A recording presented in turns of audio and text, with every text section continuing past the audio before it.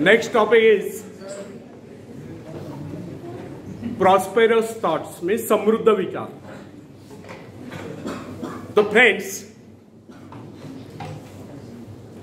किसी व्यक्ति ने एक बार एक विद्वान से समृद्धि का रहस्य पूछा, तो विद्वान ने बड़ा ही संक्षिप्त उत्तर दिया, समृद्ध विचार। कितने हैरानी की बात है कि इतने जटिल प्रश्न का इतना सरल उत्तर, और उत्तर जितना सरल उतना ही सुनिश्चित भी। कितनी सरल और सुंदर बात है कि जिस व्यक्ति के विचार समृद्ध हो गए उसके परिवार में ही समृद्धि होगी।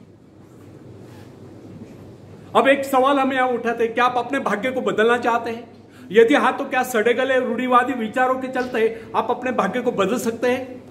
इसका सटीक और संक्षिप्त उत्तर है नहीं। यदि हमें अपने भाग्य को बदलना है, उसे जगाना है, उसे चमकाना है, तो सबसे पहले हमें अपने विचारों को बदलना होगा। विचारों में जागृति लानी होगी, विचारों को रोशन करना होगा, तब कहीं इस प्रयास में हम सफलता प्राप्त कर सकते हैं। किसी भी आदर्श को क्रियात्मक रूप देने के लिए आवश्यक है कि आप उस आदर्श अथवा ध्येय को अपने व्यक्तित्व का हिस्सा बना लें।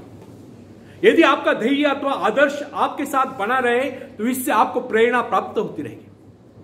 आपने देखा होगा, कुछ प्रभु भक्त अपने इष्ट की मूर्ति या कोई चित्र सदैव अपने साथ रखते हैं। यह क्या है? यह अपने इष्ट की स्मृति सदैव अपने साथ बनाए रखने की प्रेरणा है। इसी प्रकार हमें भी अपने कर्तव्य एवं लक्ष्य का ध्यान सदा बनाए रखना चाहिए। अपने ध्यान को इधर उधर बिखेरने से शक्तियों का ह्रास होता है। फ्रेंड्स, यदि आज से शीशे पर पड़ने वाली किरणें एक ही स्थान पर केंद्रित की जाए तो वे इतनी प्रभावशाली होती है, उनसे आग पैदा हो सकती है। जबकि अव्यवस्थित बिखरी हुई अवस्था में वे किरणें इतने प्रभावशाली सिद्ध नहीं होते। इसका भी यही कारण है कि जब वे किरणें एक ही स्थान पर होते हैं तो उनके संपूर्ण शक्ति का लक्ष्य एक केंद्र बिंदु होता है।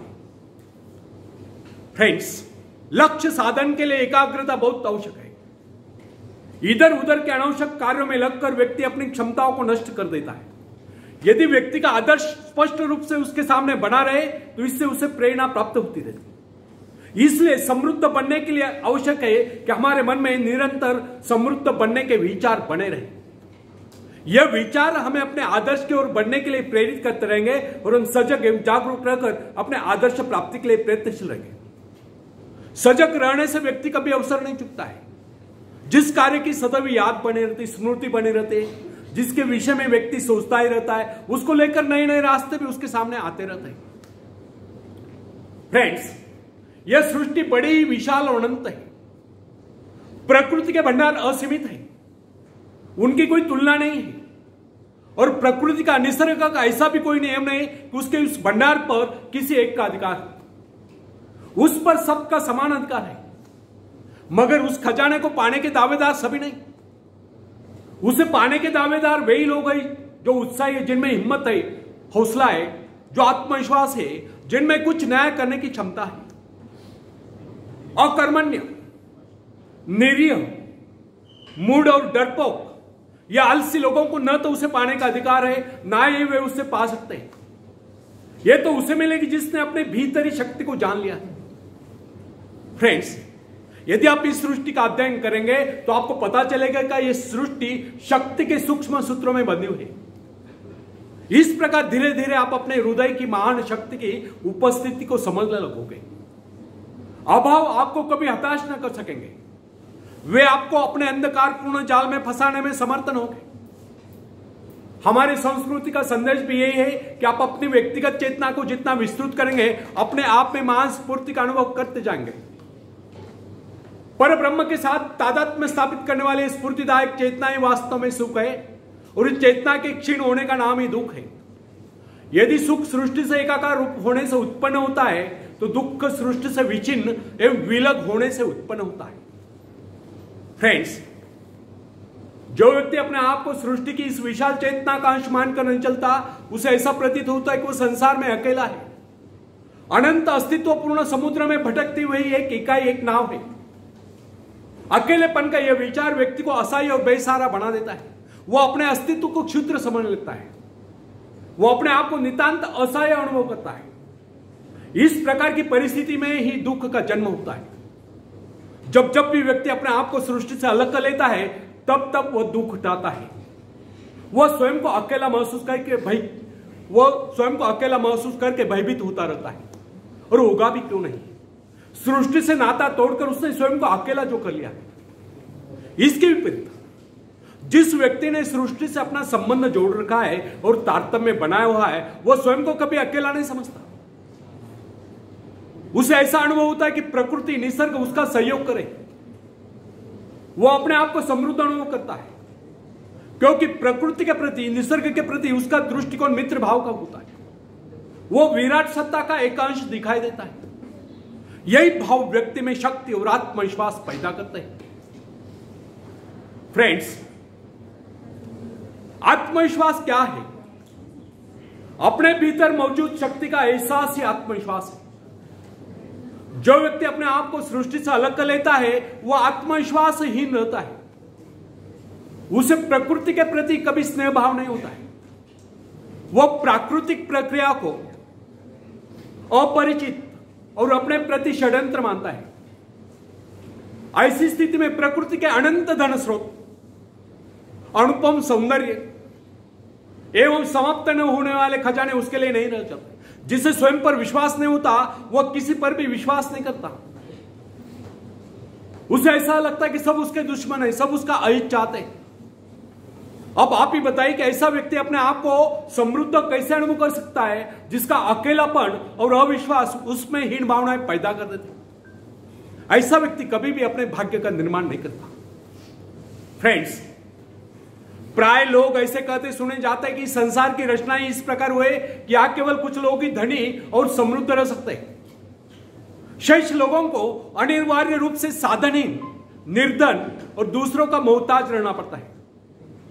उनके विचारों में सृष्टि में सुख समृद्धि के साधन सीमित होने के कारण सभी लोग समृद्ध नहीं रह सकते। उनका यह विचार है कि यह संसार एक प्रतिद्वंदिता है, स्पर्धा है, और जो उसमें सफल हो जाता है वही सुखों का उपभोग कर सकता है। शेष लोगों के भाग में दुख और कष्ट ही लिखे।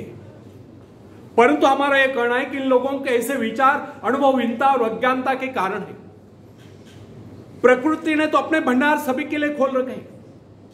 आप ऐसा क्यों सोचते कि आप भाग्यहीन है और भाग्यहीन रहोगे? इस प्रकार की मिथ्या धारणा का आधार यह हुआ, जब प्रभु ने इस सृष्टि की रचना की तो मनुष्य के लिए इतने साधन नहीं जुटाए। परंतु ऐसा सोचना कदापि उचित नहीं। वस्तुतः प्रभु ने इस सृष्टि को अत्यंत संपन्न और सब प्रकार से पूर्ण बनाया है। मनुष्य की आवश्यकताओं की पूर्ति के सभी पदार्थ इस धरती पर उपलब्ध है। यदि कोई इस निधि का प्रयोग नहीं कर पाता है तो इसमें उस सृष्टि निर्माता का क्या दोष? विधाता ने तो अपनी रचना संपूर्ण बनाई है। यदि कोई उसे ग्रहण करने में असमर्थ है, आनाकानी करता है, आलस्य में पड़ा रहता है, तो वह जगन्यता क्या कर सकता है? फ्रेंड्स, कहावत प्रसिद्ध है, आप घोड़े को पानी तक ले जा सकते हैं या पानी लाकर घोड़े के सामने रख तो सकते हैं, परंतु उसे पीने के लिए विवश नहीं कर सकते। यदि घोड़े को प्यास लगी है तो पानी पीकर प्यास तो उसे शांत करनी होगी। अपनी गर्दन को झुकाकर पानी में मोह तो उसे डालना होगा। फ्रेंड्स, प्रकृति को दोषी ठहराने में और वास्तविकता में कितनी भिन्नता है, इसकी एक उदाहरण यहां देखें। अन्न शरीर रूपी भट्टी के लिए, अन्न जीवन की सबसे आवश्यक वस्तु है। शरीर रूपी भट्टी के लिए वह ईंधन का काम करता है।